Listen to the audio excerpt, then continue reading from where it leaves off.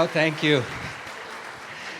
Good evening, everyone, and a really, really warm welcome to the Frick Collection tonight, and especially here in our brand new Stephen A. Schwarzman Auditorium. And to introduce myself, I'm Axel Ruger. I'm the Anna Maria and Stephen Callan Director of the Frick Collection, and it is really an enormous pleasure to welcome you this evening here at what could be the sort of very, very first sneak peek of our new exhibition to the Holy Sepulchre, Treasures from the Terra Sancta Museum. And I said the very first sneak peek, no one has really seen the exhibition yet, so you'll be among the very first, and then it opens to the public on Thursday. The exhibition really does show a spectacular array of great, great masterpieces of European decorative arts from the 17th and 18th century, and they all come from the treasury of the Church of the Holy Sepulchre in Jerusalem. And it is the first time, and we are particularly proud of that it is the first time that we are allowed and have the privilege of showing these incredible works here in the United States at the Frick Collection. Later on, also the exhibition will travel on to our colleagues at the Kimball Museum in Fort Worth, Texas. And we are, of course, delighted that we can now put our brand new Ronald S. Lauder exhibition galleries actually to full use. It is also the first exhibition that makes use of all three spaces in those exhibition galleries. You may remember that the Vermeer exhibition only made use of two of the rooms, but now the rooms are filled with these incredible, incredible masterpieces. And you know, of course, that the Frick Collection has a very rich history in the display of European decorative arts. And tonight we're being treated to a particular, if you like, preview of the show, and we get a peek behind the scenes of how this exhibition came into being. So the exhibition's brainchild, Xavier F. Salomon, our Peter J. Sharp, Chief Curator and Deputy Director, developed this exhibition together with his co-curators Jacques-Charles Gaffiot and Benoît Constanou. And incidentally, it is also, which is a sort of bittersweet moment, also Xavier's last exhibition after more than 11 years here as chief curator at the Frick Collection, because he is, of course, moving on to become the director of Lisbon's much esteemed Gulbenkian Museum very, very soon. And he will be in conversation with our very special guest, Brother Stéphane Milovitch. He is the chairman of the board of directors of the Terra Sancta Museum. He's also the director of Cultural Heritage Office of the Custody of the Holy Land and Guardino of the Holy Sepulchre. And the custody, just for your information, oversees the sites, including the Church of the Holy Sepulchre, where the Franciscans have been safeguarding the objects that we have in the exhibition for centuries. And Stéphane tirelessly supported all aspects of this exhibition, and we are deeply, deeply grateful for all your support for the show. And last but not least, also a really, really heartfelt thanks to Aisha Bulchandini Charitable Fund for your generous support of this evening's festivities. Because after the program, we will invite all of you upstairs for a reception and to preview the exhibition. But for now, please join me in welcoming Xavier Salomon and Brother Stéphane Milovitch in conversation. Thank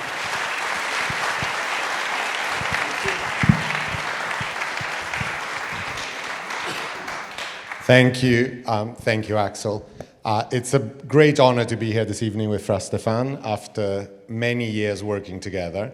And I'm going to start by explaining very briefly how the exhibition came about and what you will hear this evening, because we're not going to walk you through the exhibition, but in a way we're giving you the bigger context behind this exhibition.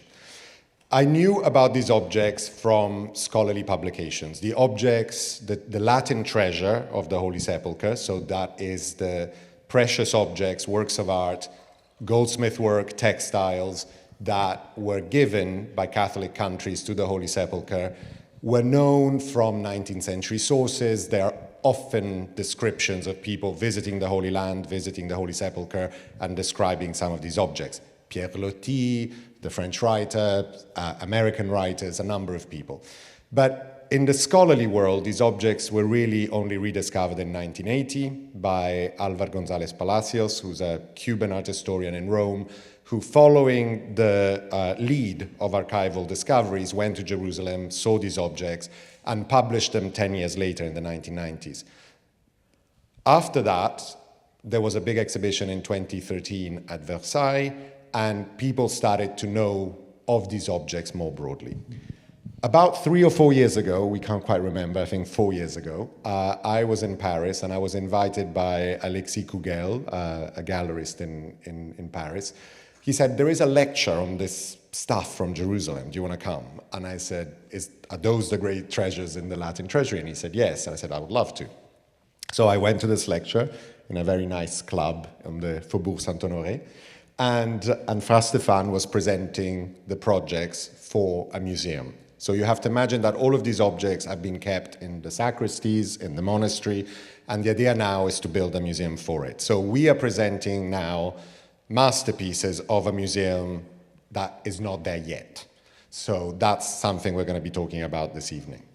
At the end of the lecture, I went up to Fra Stéphane and I said, do you think these things could come to New York? And he said, well, let's talk about it. And that started a conversation that has now lasted several years. It involved conservators from the Frick going to Jerusalem, conserving some of the objects, our photographer, Joe Kosha, rephotographing all the objects. And along the way, this developed into a partnership with the Gulbenkian Museum in Lisbon, who first had a part of this exhibition in a different format. And little did I know then that that was going to become part of my life. A museum in Santiago de Compostela and a museum in Florence. So it became a very international network. So this evening, we would like to talk about the reason for these objects being where they are. And since we are so honored to have Fra Stéphane here, to also hear the sort of Franciscan perspective on being with these objects, or preserving these objects, having these objects. I should also add that in his role as Guardiano, as a superior of the Holy Sepulchre until the end of this month, so tomorrow, the day after, he welcomed me for Easter this year, which was incredible to actually be there for all of the key ceremonies. And we'll see that these objects, and I think this is very important, and when you will go up in the exhibition and you will see them, you will understand that the display and the idea behind the exhibition, which I co-curated with Benoit and Jacques, my two colleagues, is very much to show these as great works of art, which they are, unique in many cases, but also objects that have a function and are still, to some degree, used. And I think that balance is very important to understand. So let's start with the Franciscans in the Holy Land. So why are they there? Thank you, Xavier. I'm very happy to be with you here tonight. It's the first time I have a talk like this in a museum in the United States, so forgive my poor English, but we'll manage to meet one another. The Franciscans arrived in the Holy Land something that 800 years ago. First of all, as Xavier said, I would like to speak about what are the Franciscans in the Holy Land, why we are there, because it's true we have a nice patrimony, we have beautiful works of art, but if we do not understand who we are, it's difficult to understand why we have kept all those objects for so long. And sometimes Franciscans are poor friars, and the patrimony is very interesting. So that is something that seems to be a little bit complicated or confused. So that's why I would like to begin from who we are. As you see on the slide, in 1217, the first friar came in the Holy Land. They came with a crusader, and 2 years after, Saint Francis came also with a crusader and met the Sultan Malek el-Kamel. It was the first time that Christian and Muslim got a meeting that was something positive, not with violence, but in dialogue. And this event is very important for our presence in the Holy Land. So the first friar come during the Crusader period, and later on, the Crusader lost all the Holy Land, lost in 1291 Akka, the kingdom of Jerusalem disappeared from the Holy Land, everybody went back to Cyprus, and the Franciscans wanted to come back to the Holy Land. They wanted to come back to the Holy Land because this was the place where Jesus was living as man, and the friar wanted to see the place that the eyes of Jesus saw. They wanted to see the place where the history of salvation occurs in the Holy Land. It was more difficult to come in Jerusalem because there was no military, no protection of the church. They came 4, 5, 6 with a very low profile, and the Muslim accepted them. It was not so easy, but the friar tried to be humble, like it was written in the rule that St. Francis wrote for the Franciscan living in the Muslim countries. And the friar managed to get a place at the Holy Cenacle, Mount Zion, and then they were able to come inside the Basilica of the Holy Sepulcher. The Basilica of the Holy Sepulcher was closed, the door were with walls, the windows were closed with walls, only one door, a Muslim has the key of the door, and the friar managed to live inside the Basilica in prison. It was not possible in this period to go in, go out. When you are inside, you cannot go out. You need to pay to the doorkeeper when a pilgrim comes, but they do not come so very often in this period. And the document you have here, the document you have here is a firman that was given by the Sultan of Cairo that allow the friar to live inside the Holy Sepulcher. This is and this document is also very important for the history of the custody. Then later, the friar were at the Holy Sepulcher in Mount Zion, then in the Church of the Nativity, Bethlehem, and the Pope of Avignon. The Pope was in Avignon in this period. The friar were living in Jerusalem since maybe 20 years, 25 years, and the Pope decided to give to the friar the custody of the holy shrines. At this time, they had few shrines, and then they will get more and more. And here you have a papal bull that is still in our archive. When I spoke about the Muslim documents, the papal bulls, or something like this is also as to be considered as work of art. But we have this document because of the relation we have with the local population. But what are the friars doing inside the holy places? So today we have something like 55 places. Yesterday I was invited by you to the St. Patrick Old Cathedral in Manhattan, and I said in this occasion that the friars were able to get all the shrines because they dialogue with the local population. And as I said, they drink liters and liters of tea with the local Muslim to be able to get back the shrines. It was not so easy. We need to ask one time, 10 years after, to go back and so on. But it was a pacific way. What do we do in these shrines? In these shrines, as you see here, we are at the Holy Sepulcher. This is the feast of Palm Sunday, obviously. So we are praying. We have liturgies inside the shrines. The second mission of the Franciscan is to be close to the local population. Next to the shrines, local Christian, but local population are living. So we are serving the local church, and we have an apostolate with the local community. Some friars are pastors, some are working with schools. So first mission, praying in the shrine. Second mission, the local churches. And the third mission is to welcome many pilgrims that come to the holy places. Probably many of you have already come in Jerusalem, and we today welcome people from all the world. So we are local, universal, around the shrines. And there is something very interesting. that in those shrines there are special liturgies. For instance, you can imagine that celebrating the liturgy of Easter in the tomb of Jesus is not something common. Celebrating the Christmas in the grotto of Nativity is something very special. You celebrate the Mass in the good day, the day of the feast, in the good place, in the right place. So this is something very unique. And this is why the treasury enters, many kings, people wanted to gift, present to the holy shrines, because through their present, it's a way from them to be present during those liturgies. On the photo you see here, we are on the stone of unction. This is Good Friday. And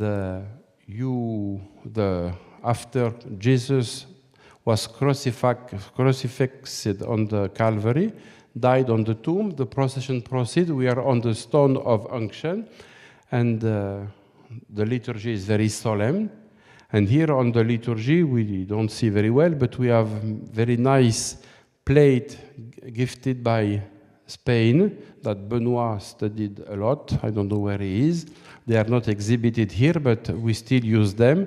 And some pokal from the 16th century, gifted by Poland and imperial wars that have inside perfume, incense. So Jesus is anointed, as you see here, on the stone of unction. So people gifted this present, and they are still used during the liturgy. And this present usually have the coat of arms of the donator. So they are really present. You will see in the exhibition very soon that the coat of arms are on the places. So that's why we receive many gifts, because many kings understand that to send something in such a place, it's a way for them to be present in a spectacular place. And all Europe was around Jerusalem. Sometimes you had conflict in Europe between France and Spain, or with the imperial or England, many difficulties. But everybody was around Jerusalem. This was the center and the focus where everybody goes. And sometimes when the king of Portugal or Spain offered something, the second king was jealous. So he wanted to offer something better. So it was also nice because we received sometimes we can receive bombs, but sometimes we receive something better and better, and this is very interesting. And today, you want to say something? I was going to jump in to say also that the vestments that you see in the corner, in this case, they're a gift of the Queen of Spain, of Isabel II, yes, 19th century queen. But some of the vestments you will see upstairs in the exhibition also are used in some of these ceremonies, and some were indeed used on Good Friday. But clearly, because it was so difficult to go to the Holy Land, we're talking about monarchs and emperors that could never get to Jerusalem physically in the 17th and 18th century, which are the centuries we're covering in the exhibition. So the sending of gifts is almost a proxy of going. So the title of the exhibition, which people have asked about, why is it called To the Holy Sepulcher? Because it's this idea of going as a pilgrim, but also sending gifts too. It's a sort of one-way thing, in a way of sort of things going from Europe to this specific site in Jerusalem. Yes. So, but here the vestment you saw were from Elizabeth II, from the 19th centuries, but we will see in the exhibition vestments that are 2 centuries from before. So what we send here is something exceptional, because the Frick collection is an exceptional place. So we would like to make a museum. The friar work a lot with the local population, schools, welcoming pilgrims, but today we managed to keep this important patrimony that does not belong to the Franciscan. They were gifted to the holy shrines. So the Holy Sepulcher owns its patrimony. The Basilica of the Nativity owns its patrimony. And we are the custodian of the shrines, and we are here also to save what the shrines owns. So that's why the treasury doesn't belong to the custod, to the friar, but to the Holy Land, to the shrines. And I think it's important at this point to explain that, all of these things have been kept very safely by the Franciscans in sacristies, in the monasteries. But the question is, once you realize how exceptional these objects are, and as a reminder, what you will see in the exhibition is just highlights of the collection. The collection is much, much larger. For every piece of vestment you see, there are another 10, 15 pieces of the same set. So we're talking about a very significant patrimony. So what do you do with it? And it's wonderful, of course, that this has been used once a year, maybe once every other year for big festivities. By all means, these objects are not objects that you use on a daily basis in Jerusalem. They are for Easter, for Pentecost, for Christmas in Bethlehem.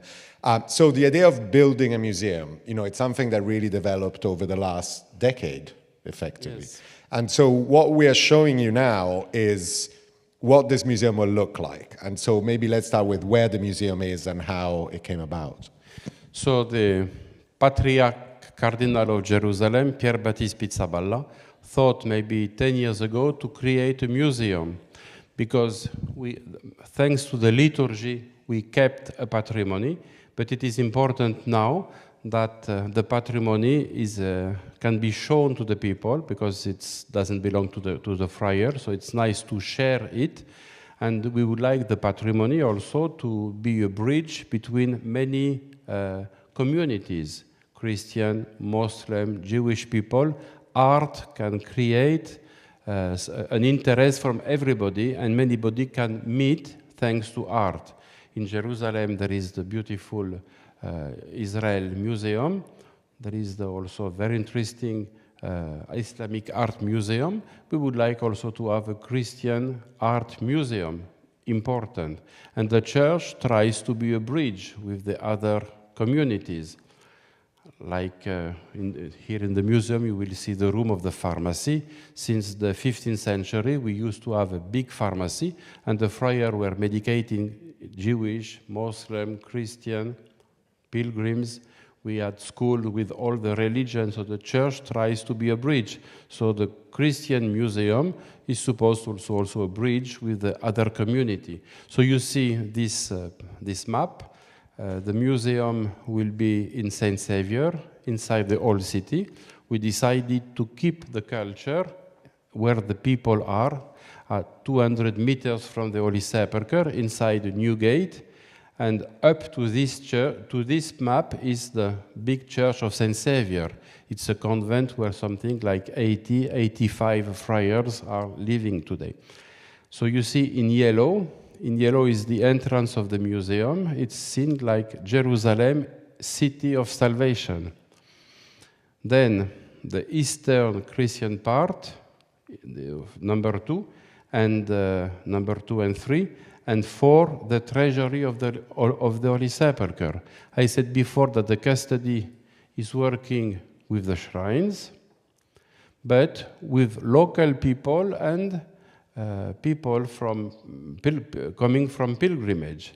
So we receive gifts from the local people, icon, mother of pearl was done, and also gifts from pilgrims coming from the Universal Church. So the museum reflects the custody open to the two kinds of people.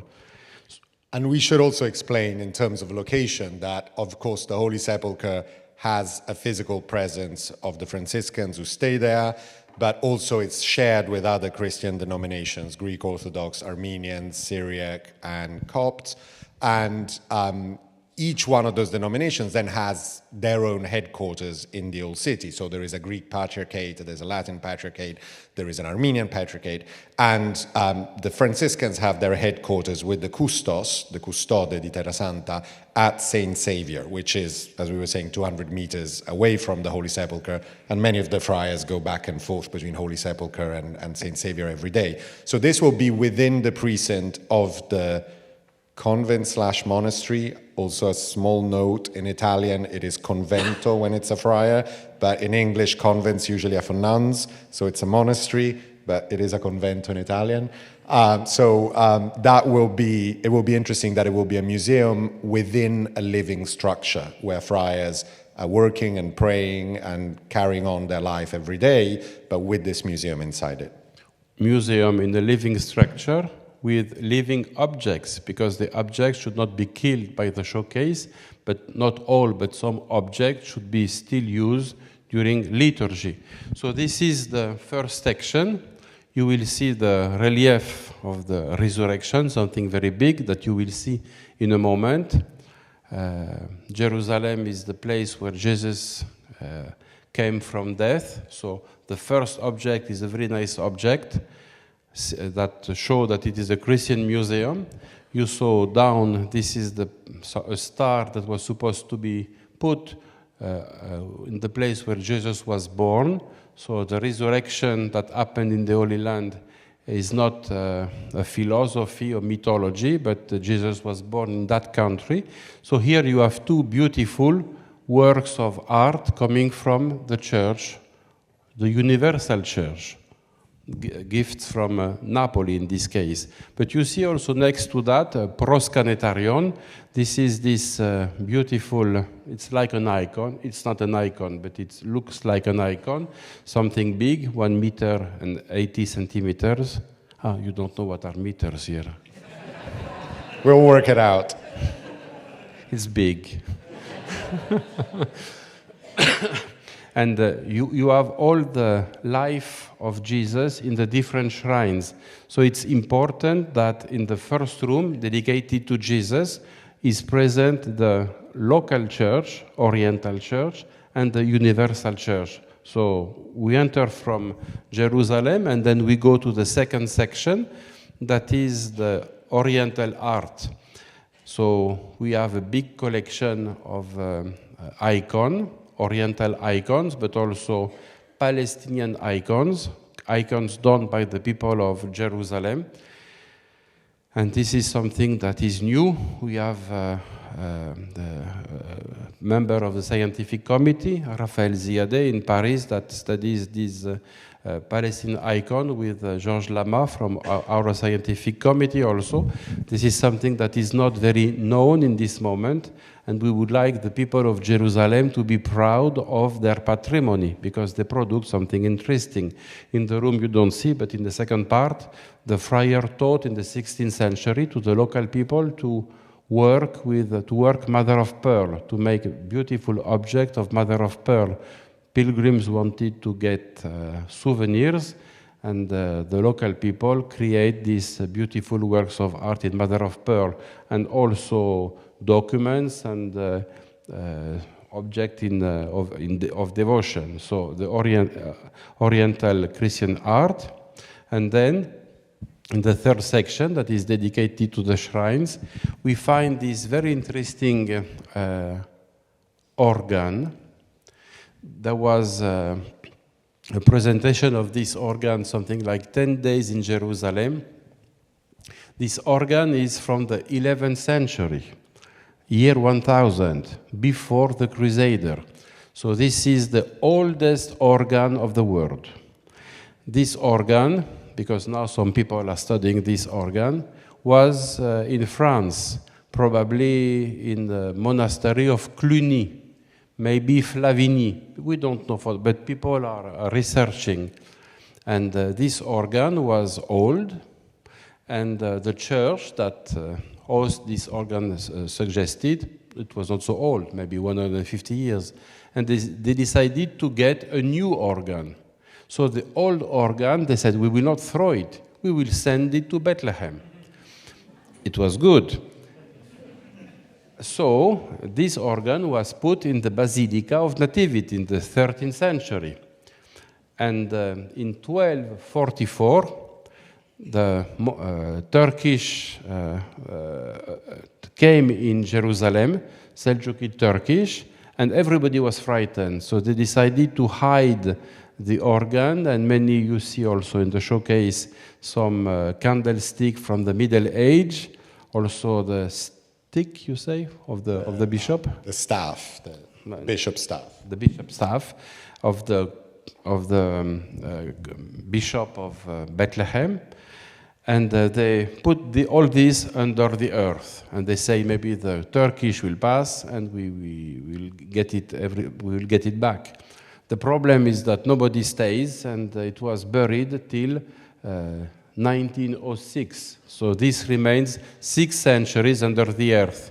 And by archaeology, when we built a place to receive the pilgrims, we find all this treasury. And we put this in a museum. We thought it was an organ from the 13th century, but now we know it's from the 11th century.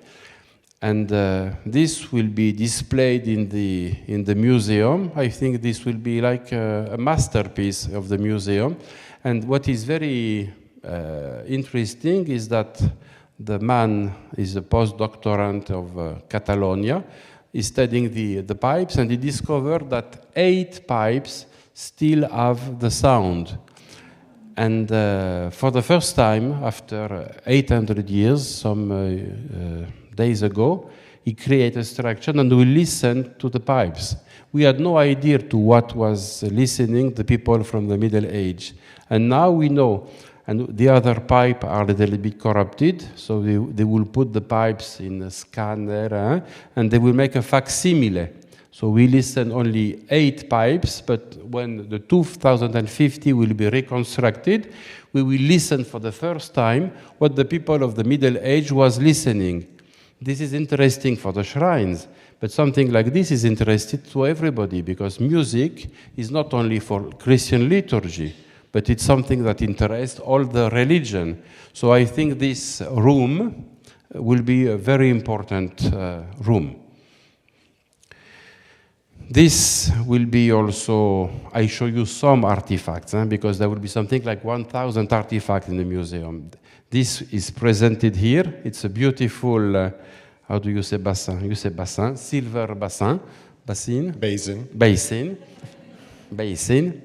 And this was used for the washing the foot.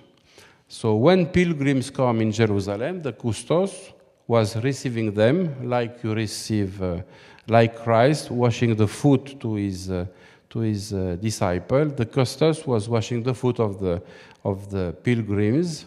Now it's not possible to do this anymore, because when you have 5 million pilgrims, you cannot wash the foot anymore to everybody. But in this period it was possible. And this is a gift from a king of Portugal, 1673.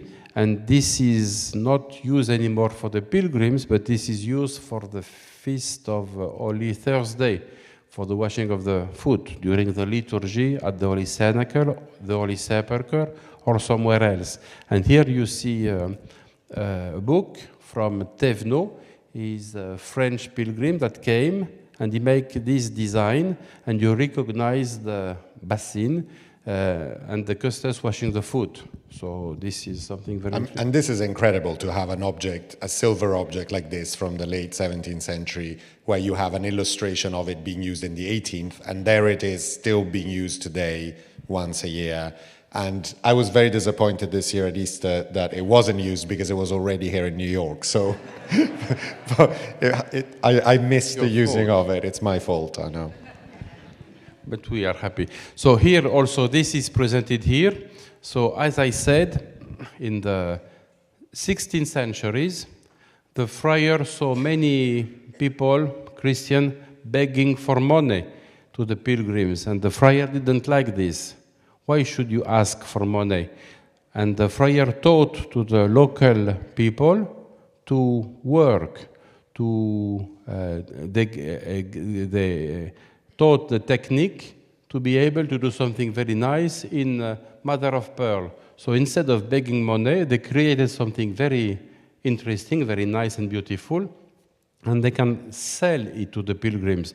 So we created something commercial between the local people and the tourists, between the universal church and the local churches. And this is still used today. So this is something that shows the economic role that the friar got with the local population. And this is very interesting. You cannot do it here, but if you open, it's like Lego. You remove the dome, you remove everything, you see inside the capitals. So it's a very nice piece of the 16th and again, these century. were not made for everybody who went there, but they were made for very prestigious pilgrims or for diplomatic gifts. So often they were sent to those monarchs that couldn't make it to Jerusalem, so you would see what the Holy Sepulchre looked like. The one example we have upstairs from the custody, we think it may have been sent to Vienna and then came back. So that's the one object that was made in the Holy Land in the show, and then traveled to Europe and then back to the Holy Land. And we have it just outside the exhibition, because the idea is that you see the church before you walk into the exhibition. And it is the people who made these objects made them usually in Bethlehem, and it's all very precious material. So it's pistachio wood, camel bone, and mother of pearl, which of course came from shells from the Red Sea. So those were materials that were used by these communities to make these objects, 16th all the way into the 19th century, really, different designs. And there were models of the Holy Sepulchre, but also of the Nativity Basilica and of other sites. Here you see the pharmacy. You see an old picture up. This is the pharmacy as it used to be in the end of the 19th century. We have something like 250 vases. So this photo is not really updated, but in the museum, we want to create a room that looks like the pharmacy, how it used to be in the 15th century. As I said before, the friars were medicating Jewish, Muslim, Christian people, tourists also. And this pharmacy was very famous. We still have in the archive all the vases, the documents of the medicine, the list of the people that were medicating. We have some old photo also, and it's important to show that through this work of art, even if sometimes there were difficulties between the communities, it's also important to show that normally the relationships were also good. So it's important to speak about the nice things. Yes. And I think, as you can imagine, everything we've discussed so far, many of you have not seen the exhibition yet, but those are all the things that are not in the exhibition. So between Eastern icons, mother of pearl, I mean, we have one object in that technique, the pharmacy, musical instruments, all of that we did not choose from for the exhibition here at the Frick, but we decided to focus instead on this subsequent section, which are the gifts of Catholic monarchs or countries from Europe. So we're looking at France, Spain, Portugal, the Empire, and certain countries that were part of what today is Italy. So especially the republics of Venice and Genova and the Kingdom of Naples. So we start here in the museum, but also in the exhibition with France. Yes, this chalice is gifted by Louis XIV, King of France, Versailles. You see here, this is the room of France. So you see that we have more objects that we presented here. And but here we wanted also to give a place to other nations, like you will see. And a gift like this, go back. This is very interesting because in France, this kind of works of art do not exist anymore. In the 16th century, in France, there was a war between Catholic and Protestant. And then 1 century after, Louis XIV, Chauliere. Dispersed. Melted everything to get the gold, to be able to make war against the Vienna. So many things disappeared. Then we had the French Revolution. So it's very interesting to see that object that that disappeared from Europe, that was Christian and strong, were kept in Jerusalem, that was supposed to be weak and in difficulties. So what is weak sometimes is able to keep a patrimony. So this is something that is the maximum that in this period the French people were able to do. And I think there are many cases in this exhibition where what you will see upstairs is a unique survival. I mean, be it Naples, be it Florence, Venice, Paris, Vienna, Madrid, Lisbon, for a number of reasons. French Revolution, Napoleon, unifications of countries, wars, earthquakes, the Lisbon earthquake of 1755. All of these things don't exist anymore. And paradoxically, they were saved in a place like Jerusalem where they remained all the way since their creation, being used in the way they were meant to be used. Here you see, this is a showcase from Genova. Here you will see in the exhibition we give the cope, something very, very nice. I would say that this is the nicest vestments of the Catholic Church, because you will see it's very nice in silk. This is I think there is something like 25, 27 pieces. Here we can see on the photo 6, 7, 8. So there are many others. What I would like to say, it's nice to present nice material. And what I would like to say also is sometimes the Christian material like this can make bridges with the others. Us as Christians, we have our roots in Judaism. And that's why we are interested by Judaism. But Jewish people are not interested in Christian religion, because this is something that is like useless for Judaism. So this affects the dialogue, because we need them, they do not really need us. But through the patrimony, we can say that in Jerusalem we have also a very nice European patrimony. The excellence of the European patrimony. And many Jewish people are Western people. So they, in their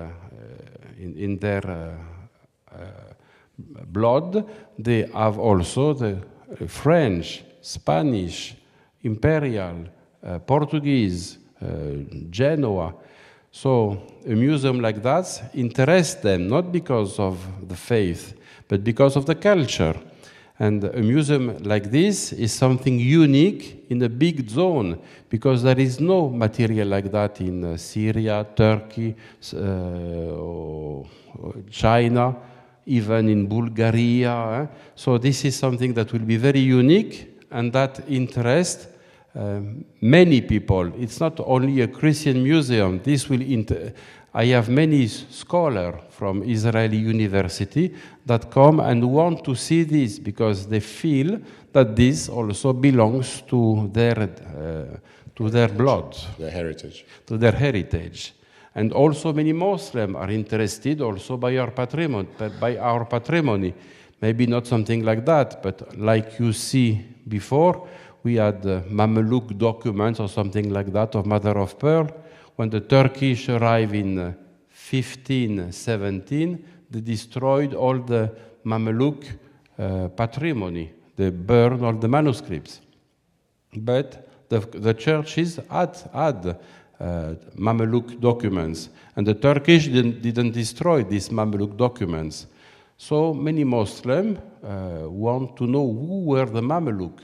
And I am proud to say that thanks to the custody, to the Greek Patriarchate, to the Armenian Patriarchate, people that would like to know who were those people that were sovereign in Palestine for 250 years can be known because of the churches. It's something paradoxal. Everything is paradoxal in the Holy Land. But we need to use everything that can make people meet one another.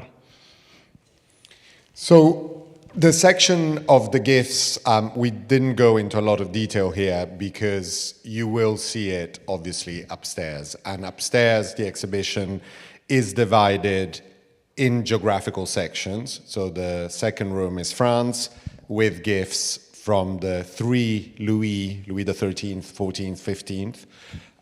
And then the larger room in the galleries is divided in sections. So Spain, Portugal, Naples, Venice, Genova, the Empire. So as you go around the space, you will see that. And these are all micro sections of what will be much larger at the Terra Sancta Museum, where each section will be a larger room and plenty more objects. So this is just to give you all a taste. We've reached the end of the conversation, but as I said, this was to give everyone a taste of what is to come. So you will see the exhibition, but I hope you will all go and see the museum when it opens in a few years' time. You will find leaflets on your seats that tell you more about the museum. We also have some thicker documents about the museum if anyone is interested and wants to know even more about it. But without further ado, thank you, Stéphane, for all the support for this project and for making sure these objects came here to New York. Good.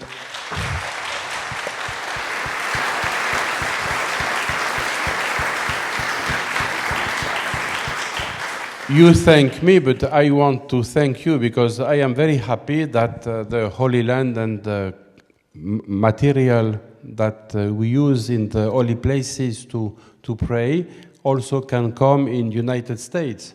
Today, United States is a country very important for the custody in the Holy Land, from the point of view of the number of pilgrims coming, from the support of the United States. Here we have the commissary of the Holy Land, the Franciscan Foundation for the Holy Land, that also help us to sustain our mission. So we are also proud that, as I said before, that something very symbolic of the Holy Sepulcher, like this relief of the resurrection, can also be in United States. Jesus is for everybody, so we are happy that the material can, the works of art can circulate. Not everybody can come to Jerusalem, so Jerusalem comes where people cannot come now because of the situation. So yeah, I hope everyone who hasn't been will be able to go soon to Jerusalem. In the meantime, this is a taste of the museum and of Jerusalem, but also finally to draw the links with our collection, because I guess one of the questions is, why at the Frick? I'm just going to say very briefly, when you look at the great throne of exposition, the Spanish one in the middle of one of the big altars, think that that was a gift of Philip IV, who is portrayed by Velázquez at the Frick. When you look at the vestments that were given by Louis XV, it's his mistress at the same time who commissions the Fragonard room. When you look at Louis XIV, think about the statue we have of him, some of the medals, and that's a chalice, a gold chalice, so silver gilt rather, that one, sent by him to the Holy Sepulcher, and so on. So there are all these links between Venice and Naples and the Holy Land and the Frick. So I think, and last but not least, the fact that this shows how the Franciscans have taken care of these places, but also taken care of these incredible objects and are now putting them on the map and making people understand what this incredible heritage is in a very complicated part of the world. And I think for our little Frick community, it is useful to link that to the masterpiece at the Frick, to Bellini's St. Francis in the Desert. That's where it all begins in a way. So it sort of goes full circle. So I hope everyone will enjoy the show, will keep coming back looking at these extraordinary objects, but also go back to the collection and think about these links. Online, we've created links between the objects in the collection and objects in the exhibition, so you can do that very easily and understand some of those more direct links. Thank you for joining us, and please join us upstairs for cocktails and for the exhibition.